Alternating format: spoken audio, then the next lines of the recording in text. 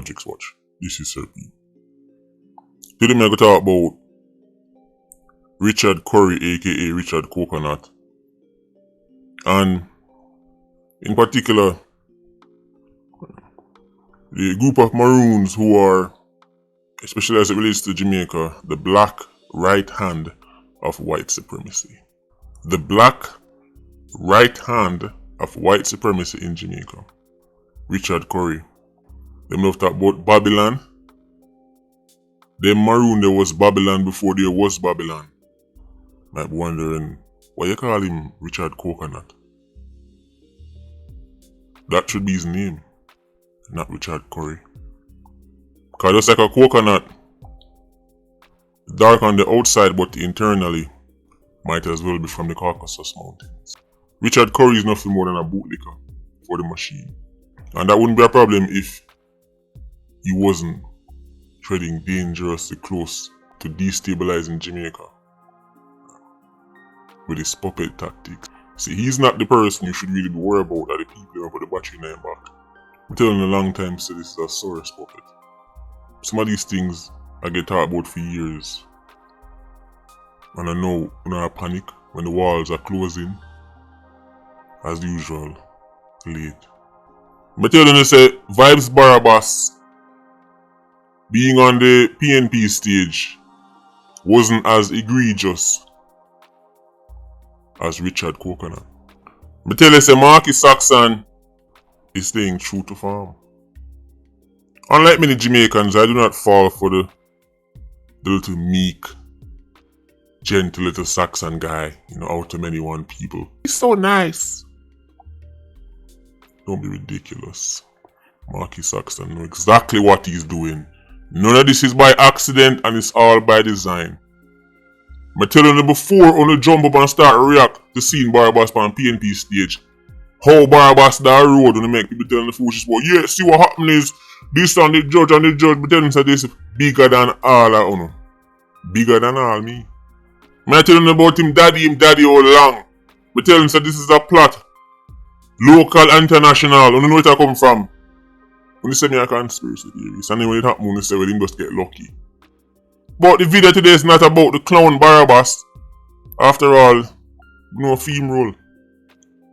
Popular DJ drawing people towards party and get votes. Which, by the way, is funny because I see them put out, say, PNP say Barabbas influence can make people vote for Marky Saxon. But the same people them tell you say Barabbas influence can't make nobody take up badness. So Barabbas influence can make people take up politics and make it even take up a specific politician because he endorse that person and that party. But when he endorse Klansman, it not no effect on crime. When he endorse Tesha, it not no effect on crime. These people are vile. They can't even maintain a consistent logic, guy. So you're saying he's so influential, him can draw people in just through an endorsement. Him can draw people towards a party just by giving them a strength and bigging them up. But it don't work the other way around when it comes down to Klansman, Tesha. That's really interesting. Them know that the Barabbas tactic could be very powerful because I'm telling you already said the Jamaican masses are like overgrown children. Where children care most about having fun. Any reasonable adult from any sensible society know that duty, purpose, mission, and them thing they come first, and then somewhere in all that you fit in entertainment. So duty and purpose and mission and these things are the majority, and then entertainment are the minority. In Ironman it's the reverse. It's entertainment are the majority, and then somewhere in that people kind of fit in little duty and little mission. That's why Negroes walk around like they have no purpose. Just I look for the next party, the next joke on TikTok. Just how can I have fun? Just like a child. We're picking it up. Pitney don't build nothing. Pitney don't create nothing. They don't innovate nothing. Children don't sit around thinking, man, how can I cure Big C? Children don't sit around thinking, how can I make cars more efficient? They don't. All them care about is fun, entertainment. After them come off of the tablet, then go on the phone. After them come off of the phone, then go on the game. And after if them sit in the corner for 2 minutes, them bored. How can I be entertained again? If them sit in one corner for 2 minutes, them bored and stressed out. That's the Jamaican population. Overgrown children. That's why politicians lead with entertainment and entertainers. So we know Barabbas role. But a Richard Coconut are the real spooky one. Man, I tell me say career right off. Look, you cheaper from the boss, come back and roll the career right off. A good thing insurance they both. Before me go into the maroon treachery, as me say, the black right hand of white supremacy in our man. Them video are spooky and you have to download them as them drop. Machine no like them video. How long now me I telling you so Richard Curry entire image is manufactured? Me telling you so Richard Curry is cosplaying a bush warrior. When Richard Curry, aka Richard Coconut, first dropped on the scene, everybody jump up. See it, he's like this bush warrior fighting against the corporations because what they're trying to do is, you know, they get the money and then what he's doing is standing up because as a bush warrior who was grown in the bushes, you know, he's like trying to keep things nature and preserve. Guy, be quiet. Richard Curry is the definition of corporate. You can't get more corporate than Richard Curry. Matter of fact, let me give you Richard Curry's LinkedIn. Take a look on your screen. Because later in the video when I'm telling you, so the same people who work with Richard Curry them time there and identify say he could be a useful puppet with this whole maroon cosplaying of bush warrior thing. They both know. Look on your screen there. That's Richard Curry in his corporate days. You don't see no bushman attire there, do you? Very typical corporate guy. And of course, people go, so you're fight against all corporate man now. Guy, listen. Don't be silly. I'm just saying the guy is cosplaying a bush warrior here. So when you say Richard Curry on the PNP stage, just as Marky Saxon is the leader of the PNP. So for me telling you, a long time Richard Curry and Marky Saxon them. Long time them see him as a very useful puppet who could one day help them out. You would say I'm a conspiracy theorist. You'd say I just wait here since Curry quote unquote boss and just threw him up on the scene now. That's how like he makes two link and he just come to the conclusion to the PNP is like this. Guy, don't be silly. Look at Richard Curry's LinkedIn. Let me read it for you. I bring 12 years work experience in the finance, manufacturing, distribution, and sales industries. I don't see nothing else about digging in the bush. And of course, about a person Mona School of Business. Me tell you sir from UE days, Richard Curry. Like how them start recruit man. Myself from UE days, the real recruiting going on, you know. You're a shower man, you're a power man. Right, you over there, so you can be useful as a little puppet down the road. Because you claim say you're maroon. We have a role for you. Don't worry yourself. Is LinkedIn goes on to state, I perform duties as both external and internal auditor. By the way, that's the background Richard Curry come from. With the responsibility of overseeing and testing processes and controls, internal and external, for companies such as Royal Dutch Shell Company.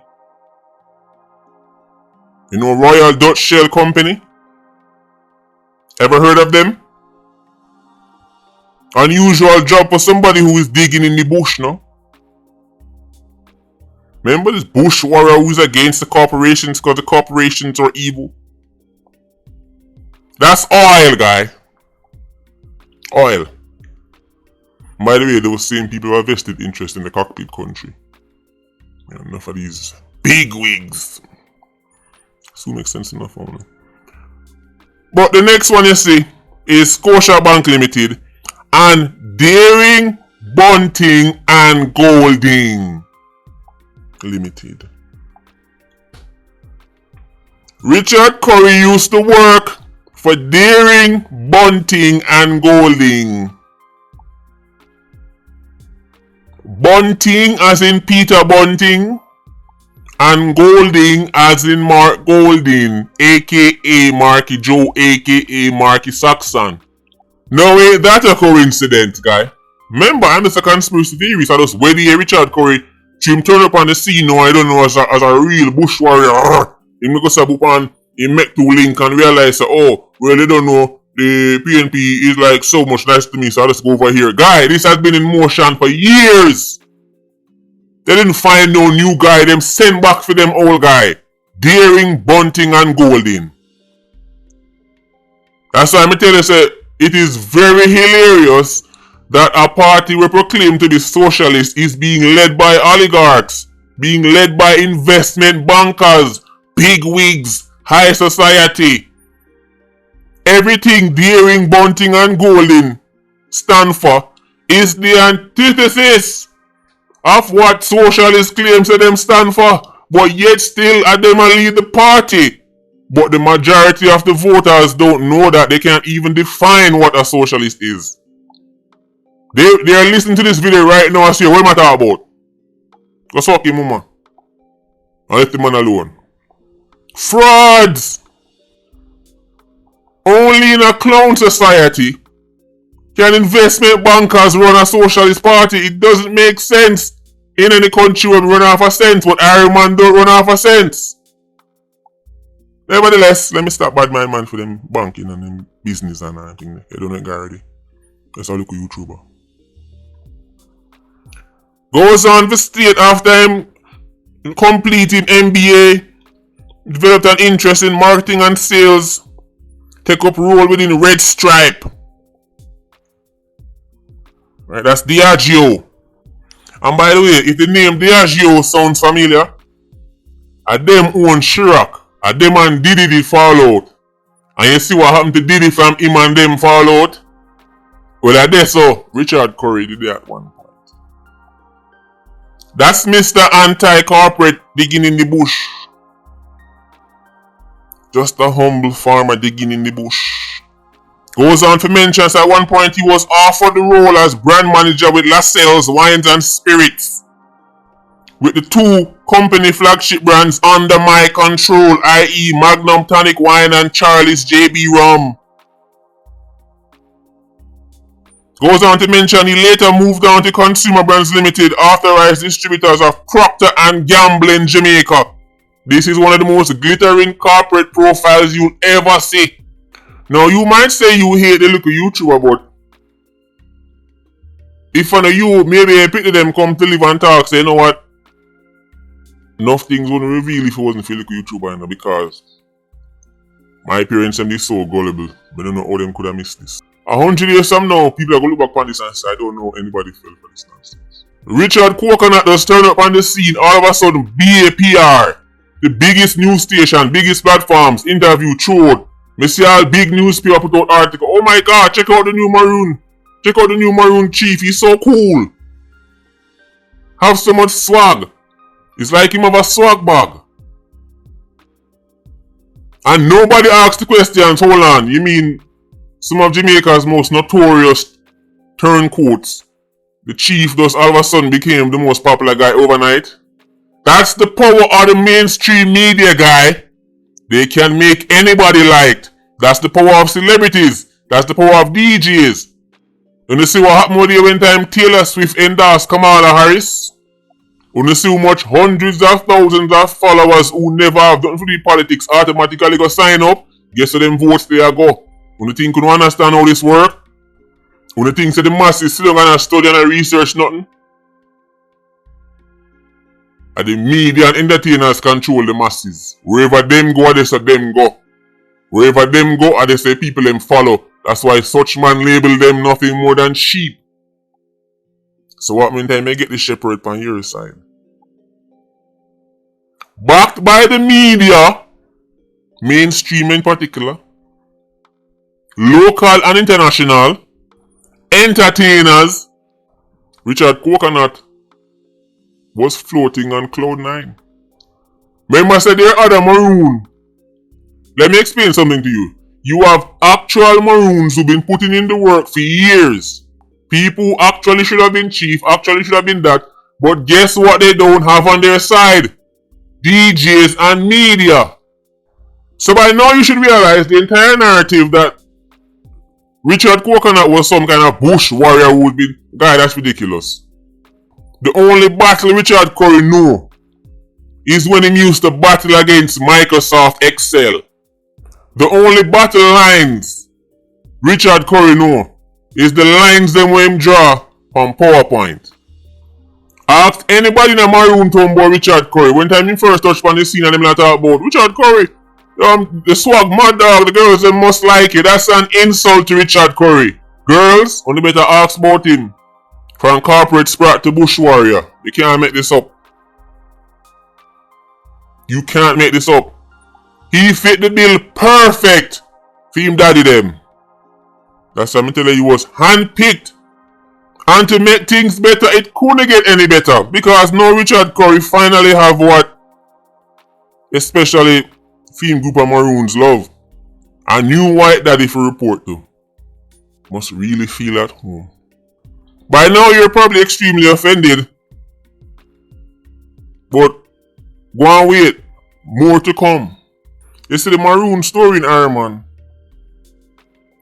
Never truly been told. No people just grew up calling about the Maroons and thought they were just these legendary bush warriors who fought and defeated the British and then liberated this and go on to... Guy, let's not be silly. Guy, let's stick to the reality here. Maroons as a whole sound like some kind of great inspirational people. When in reality, there was a whole set of Maroons that were bootlicking turncoats. But nevertheless, Bakra won. Guy, let me explain something to you. Only can talk about Republic all you want and Constitution all you want.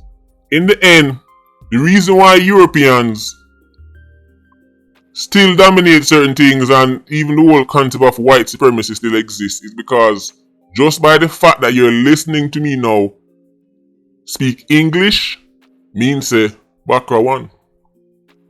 That's real chess. When even one time you're supposedly gone and no longer there, the people them you colonize still talk like you. Guy, hundreds of years ago, none of we ancestors no talk like this.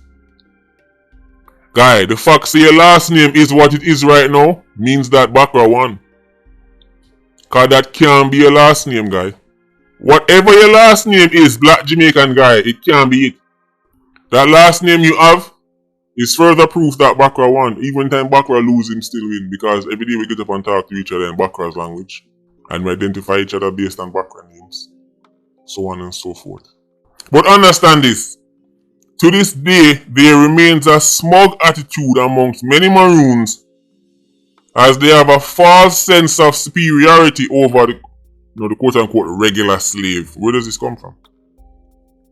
First, you must understand that the Maroons are not a single group. Not in their thinking, not in their operations. The Akongpong faction of the Maroons, that's about the sovereign state of Akongpong. They are the most known by design. Bakra set it, so that's history. We don't make sure that them are the most glamorous, even though they are the most treacherous. And that's a good way to test things, by the way. Anything you see Bakra really fully endorsed when it comes down to black people, be wary of it. Historically, the Akongpong faction of the Maroons were and still are the black right hand of white supremacy in Jamaica. Jamaica's #1 race traitors.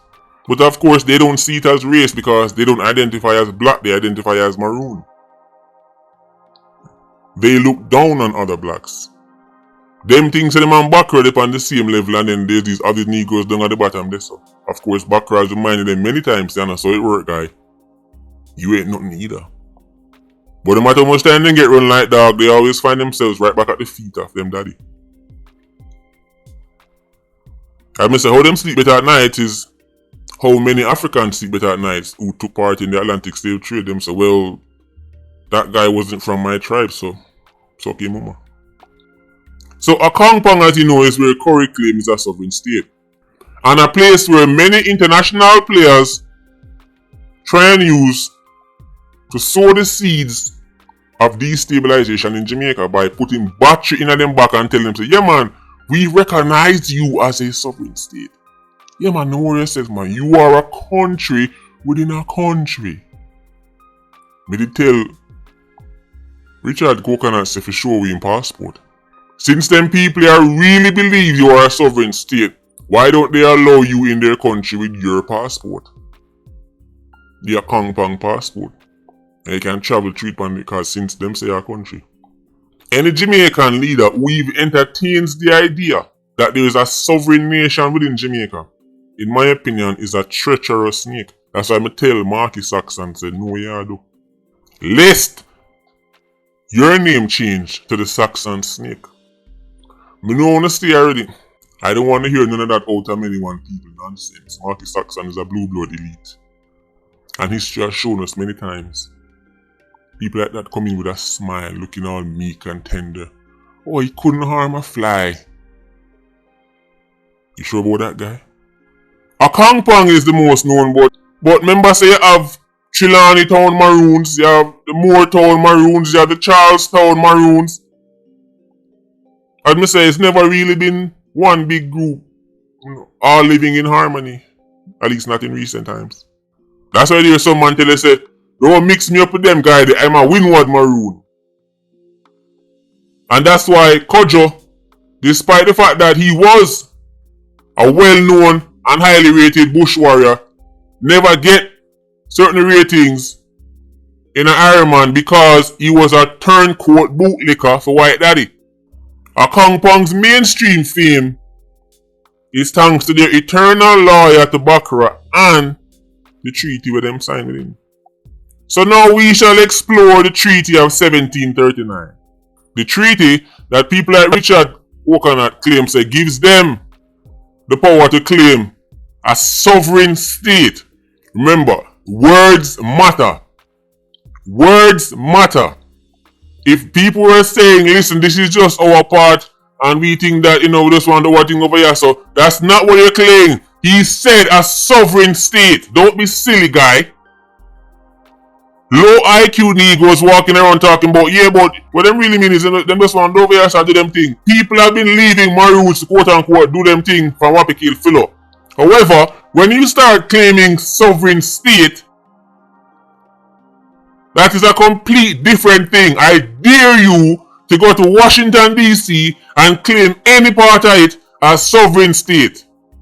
I dare you to go to the United States and find any part of it from when the United Kingdom used to rule it, and anybody tell you, say, we're the treaty saying this part right there, so make we sovereign state, and then tell America, say there is a sovereign state in America and see what I'm to you. Nobody would accept this. Sovereign state means something. It don't mean just one easy and do my own thing. Sovereign state means just that, a sovereign state.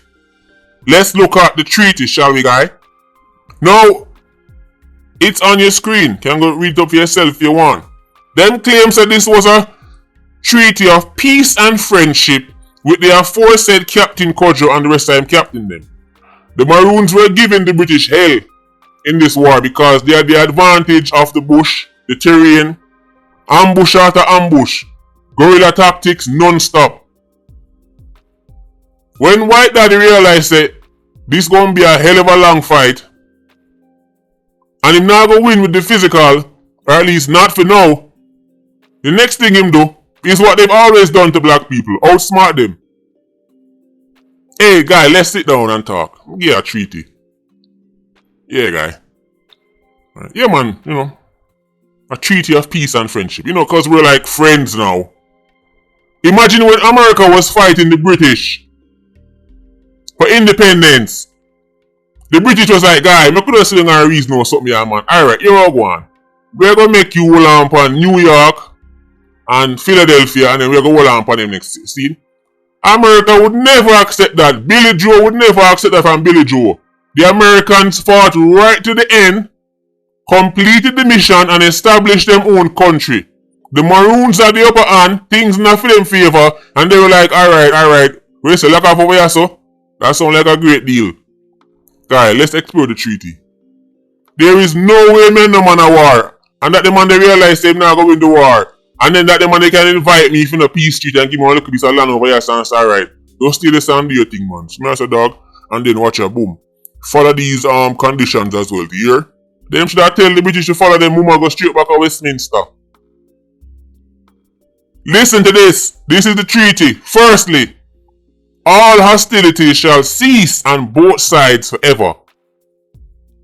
When you see Richard Curry, I talk about him treaty with White Daddy. The first part say, shall cease on both sides forever. That means eternal loyalty. To this day, Richard Curry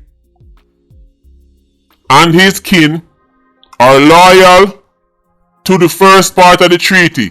Push come to shove, they will never take side with the black Jamaicans. They will take side with White Daddy.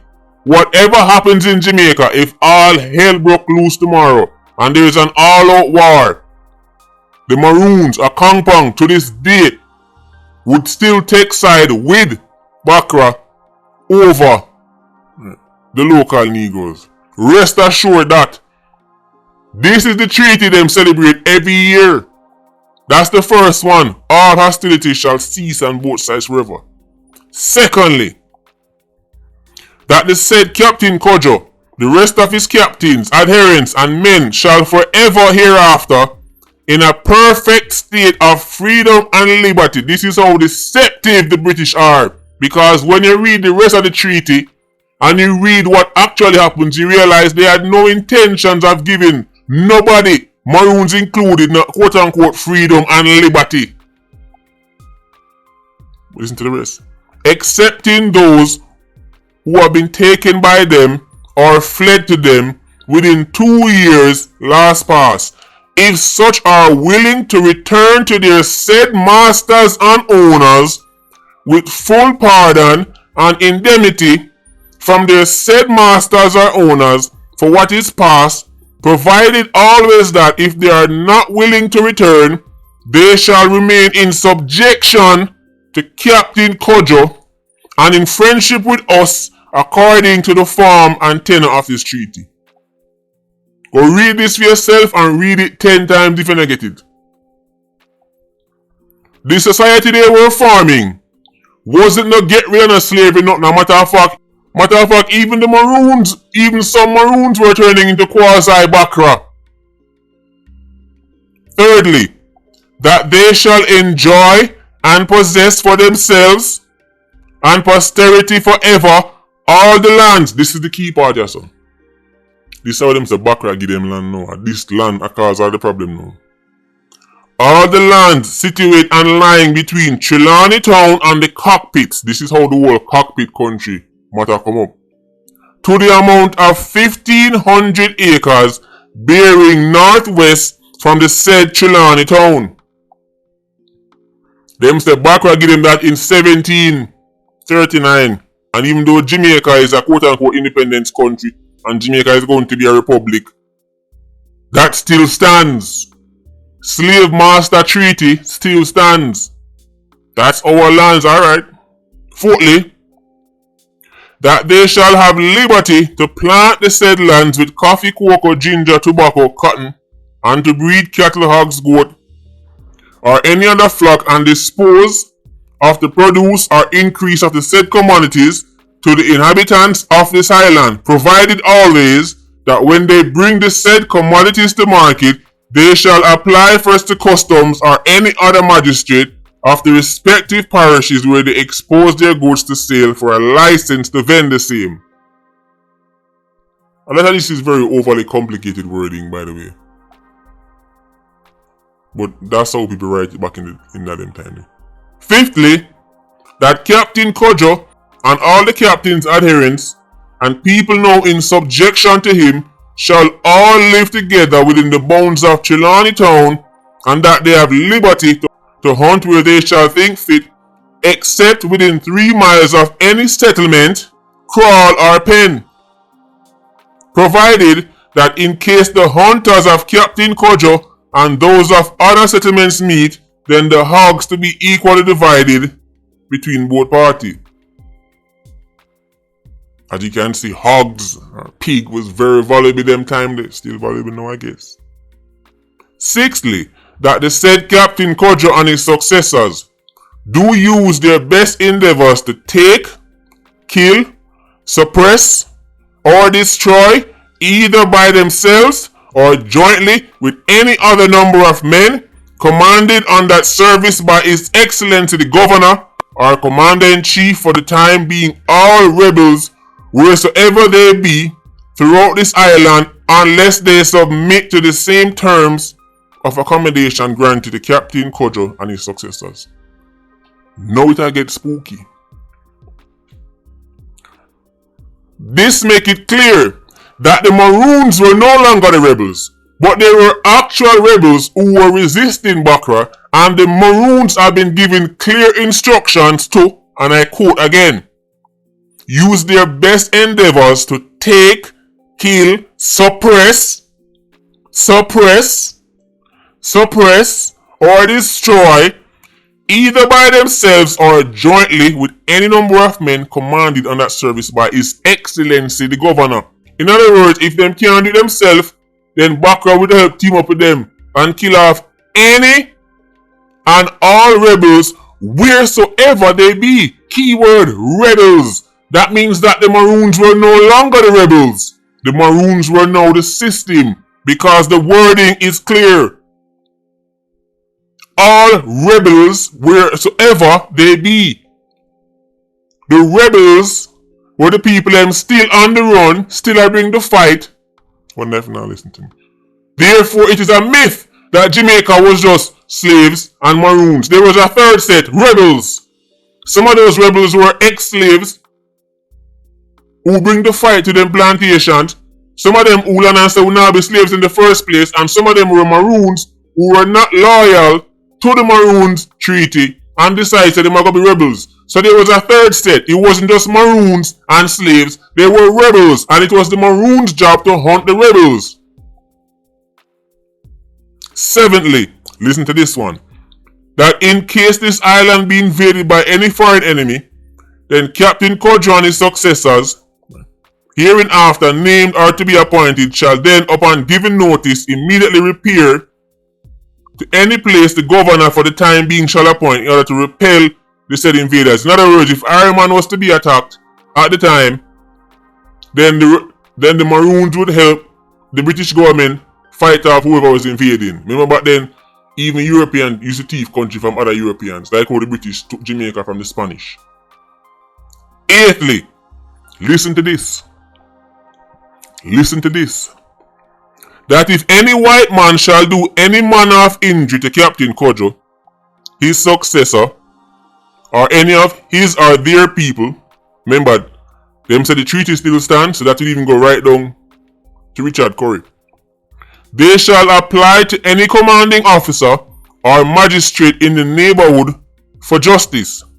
And in case Captain Codger or any of his people shall do any injury to any white person, he shall submit himself or deliver up such offenders to justice. In other words, if Captain Codger or any Maroon hurt any Billy Joe or Gwyneth, Codger must submit himself. And if it's a next Maroon do it, he must give them up. Ninthly, that if any Negroes shall hereafter run away from their masters or owners, and shall fall into Captain Codger's hands, they shall immediately be sent back to the chief magistrate of the next parish where they are taken, and these that bring them are to be satisfied for their trouble, as the legislator shall appoint. It mentions the assembly granted a premium of 30 shillings for each fugitive slave returned to his owner by the Maroons. And this is beside expensive. 30 shillings! How much them say Judas did sell out Jesus for 30 pieces of silver? Well, that the number the 30 seems very symbolic. I wonder if you now realize what going on. 30 pieces of silver, and now where is a man get 30 shillings for handing over back a slave to Bakra? That means the Negroes were escaping the plantation. Runkus and him friend them get away. So now Runkus foolishly assumes that, oh, look over there, so. No some Maroon charge that. Runkus look on film skin and him see say him dark. And him look over upon Codger them skin and say, them dark too. Oh, that means say well we are one. Runkus them run gone to Codger. Yo, my general. You know, so we just take ourselves from that this old place. Beg a little shelter no. Codger was like, oh really? Yeah man, me have something for you. Boot licking traitors, turncoats, Who would agree to this? Who would agree to this? This is one of the most farcical treaties you'll ever see. The fact that they are proud of this treaty and celebrate it is testament to the type of mindset them have. We're not begging a friend.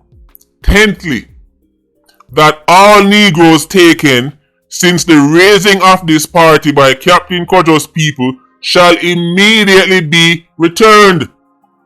Maroons were the original slave catchers.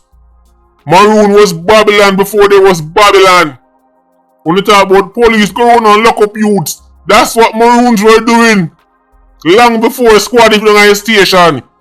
At least squad on station and lock up sci-fi and a man broke in a woman house. Maroons were capturing black people who escaped slavery and returning them to slavery. Worse than any Babylon you can ever dream of. That's why I tell you they were the right hand of white supremacy. Bakra couldn't run Jamaica as smoothly without them help. Because all this work would have to be done by the British themselves. And there simply wasn't enough of them.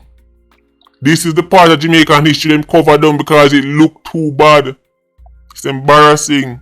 11thly, that Captain Cudjoe and his successors shall wait on His Excellency or the Commander-in-Chief for the time being every year if they're unto required. Let me say that one more time.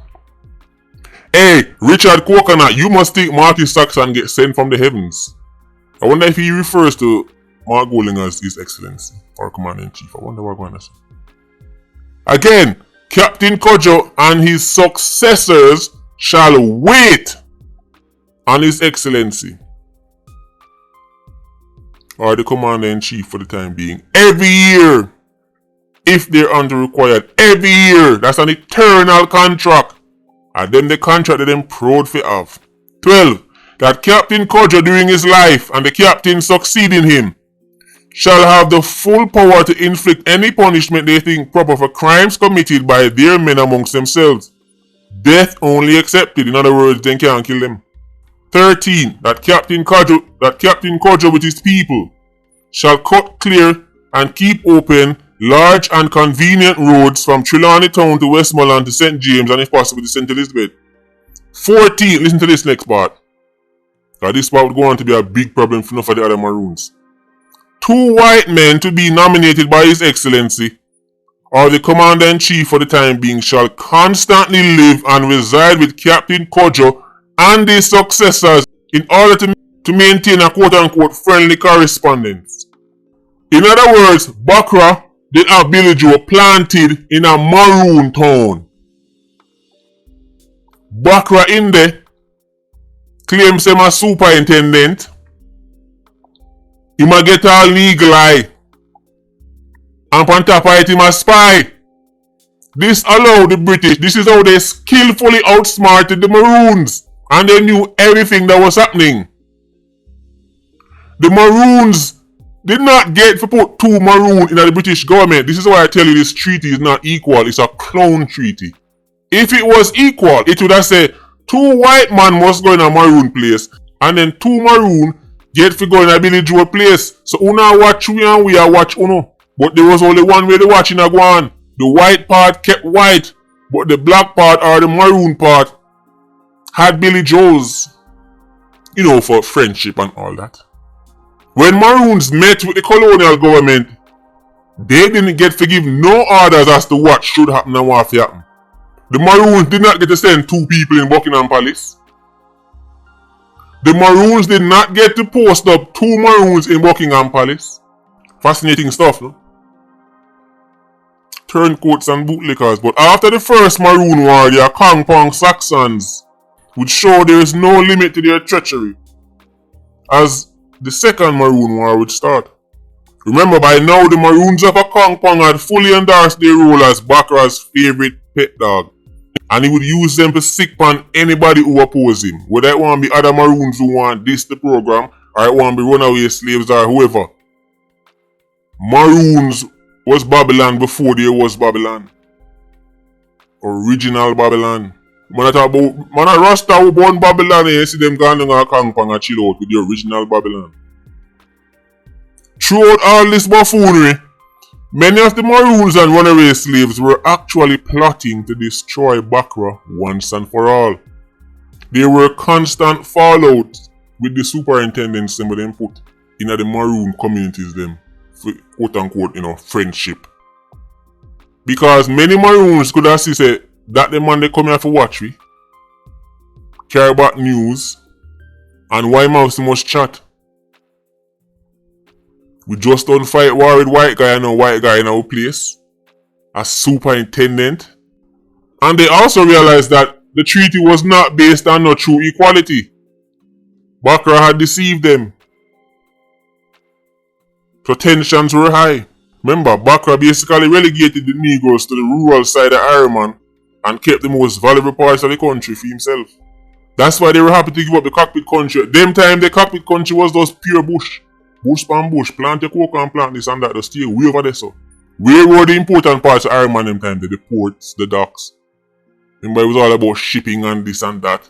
The harbour and them thing there. Guy. At the time Bakra thought he gave up nothing of value.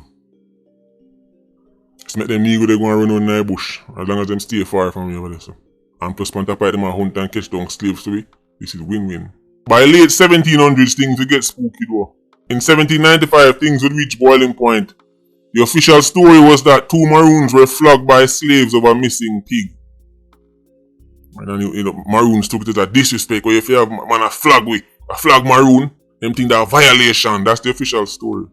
But in reality it was much deeper than that. You see, men inside Trelawney town were conspiring to go against Bakra again.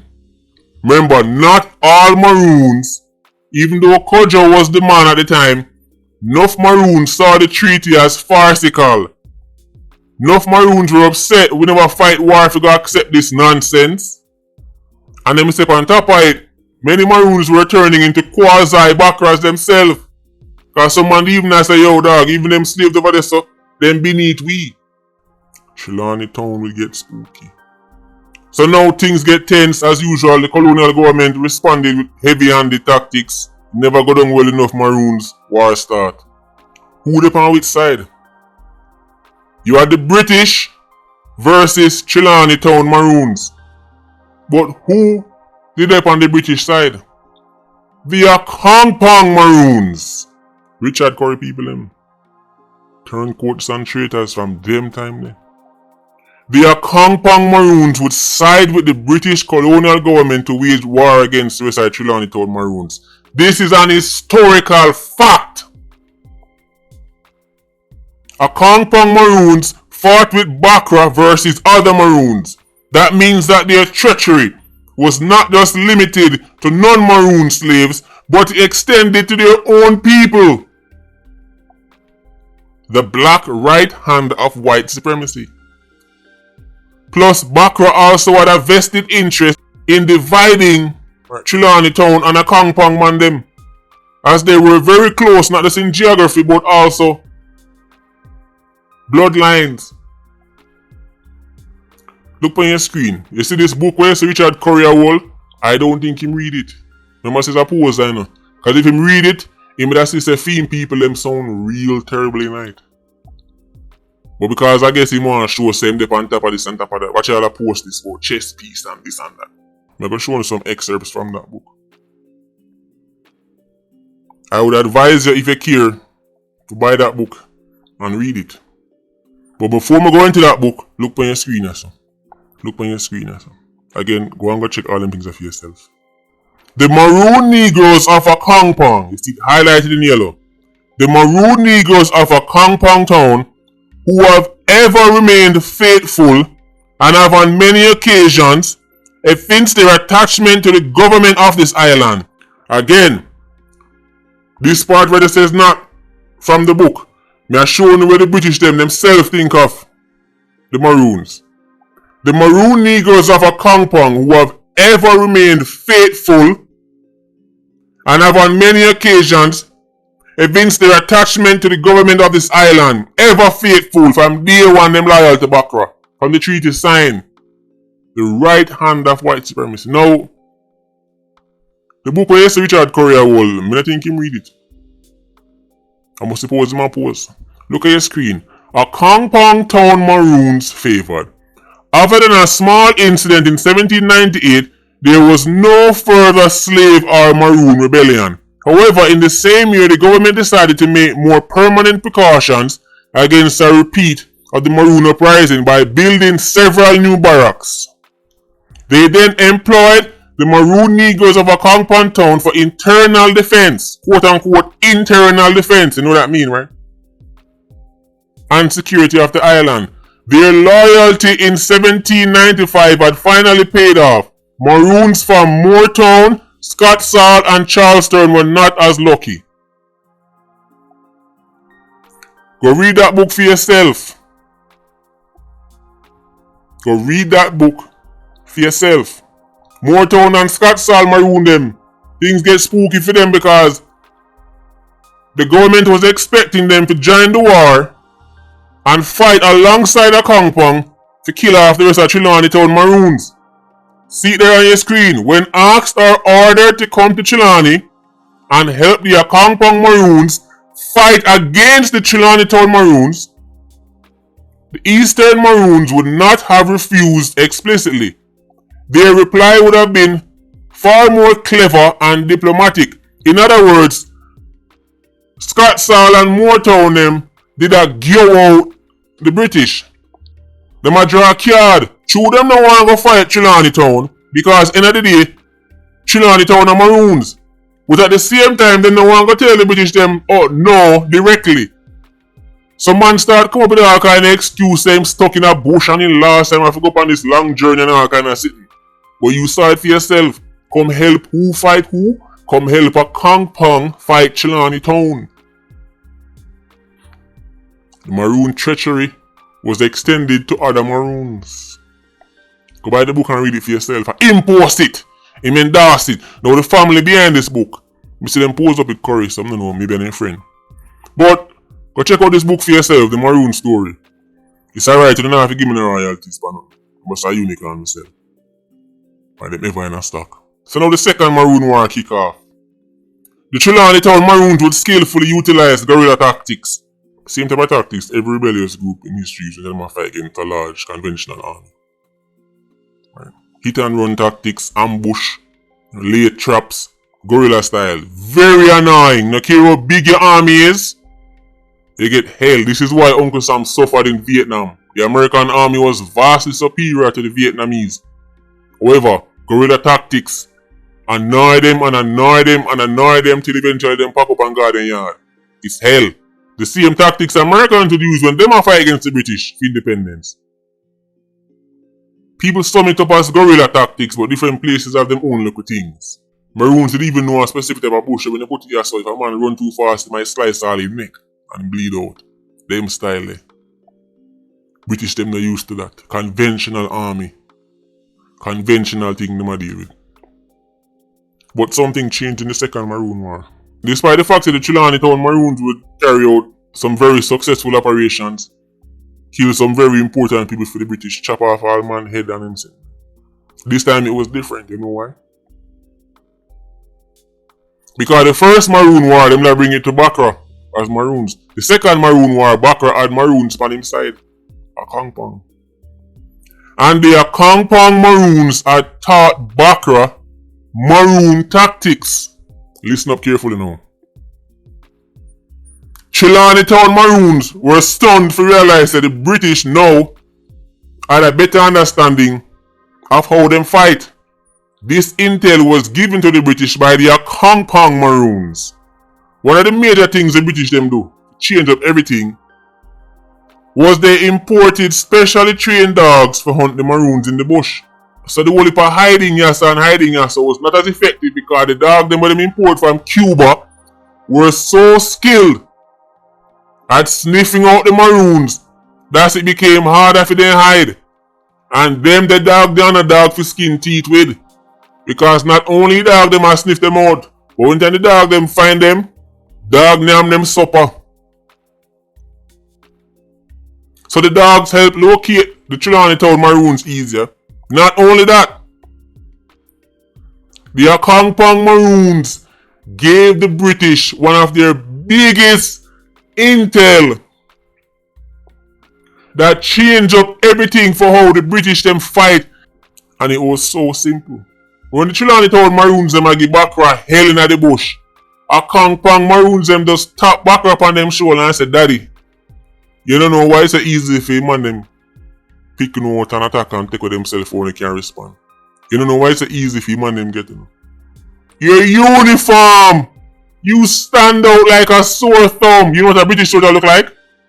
Back then, you didn't watch them old movie there and see the British them that these fancy uniforms I walk through place. I saw a man in Ghana bush. The man in Ghana bush sticking out like a sore thumb. Color bright like morning star. The thing changed. All of a sudden, Bakra was not as visible as before. That information was given to them by a Kong Pong. Even though for the little traps them with the Trelawney Town Maroon them a set, that was highly effective in the first war, a Kong Pong man them tip off the British. Don't worry yourself, I say you get on it. Because they knew the tactics. Treachery of the highest order. Despite putting up an excellent fight, the Trelawney Town squad simply couldn't overcome the mountain. The British were better prepared, and with the help of the Kong Pong Maroons this time, it was just a war they couldn't win. The once legendary warriors of Trelawney Town were so feared that even after the war done, the British shipped them out to a place named Halifax, a place named Nova Scotia. That's Canada, guy. How much you want to know this? How many of you know that Jamaica's most feared Maroons were shipped out of Jamaica? Let me tell you that part then in history lessons. So. Only a few Trelawney Town Maroons remained on the island. Some of the ones they couldn't catch, but the majority were shipped out of Jamaica. The narrative was that the Kong Pong Maroons are these legendary warriors who remain to this day on the bloodline. No, that's the traitors' bloodline that remains today. The actual warrior Maroons who give Bakra the most hell were shipped away to Canada. This is historical fact. Bakra did not fear a Kong Pong because a Kong Pong was Bakra's pet. It was the Trelawney Town warriors them that was spooky. After being shipped off to Canada, many of the Maroons would suffer in the cold, enough of them take sick and dead. Imagine back then, 1 minute at Jamaica, next minute at Canada. Far away land, never feeling cold in your life. As I saw a few remaining Ironman and them bloodline, there's something about the place. But Richard Coconut, aka White Daddy's pet, would have you believe that Fiend people them are the descendants of the most hardcore group of Maroons. In reality, that group was exiled. It's the bootlickers from a Kong Pong who remain. The Charlestown and the Moortown and the Maroons there. For their disobedience and the fact that them never step up when the government want them step up, they were given for them own type of punishment. It was more about embarrassment, to be honest. A matter of fact, after the Second Maroon War, many Maroons had to literally kneel down and re-pledge their allegiance to the crown. This is an historical fact. This sovereign state farce is not an environmental argument, but a political and an economic one. The same corporate people from them time there, who know Richard Curry from them days there, saw an opportunity, considering his background, and play off it.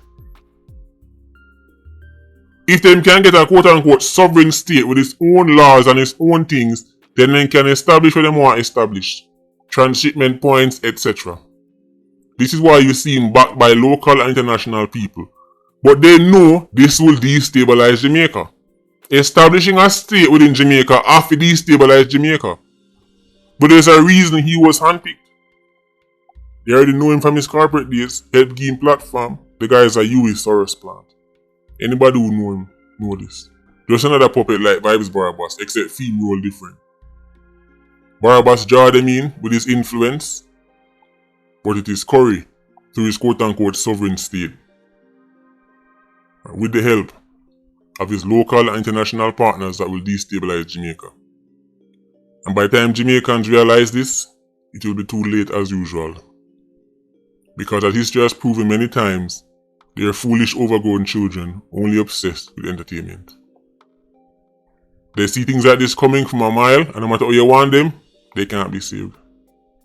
Then when the time you drop on them start balls their life and fear. Richard Coconut is a pawn.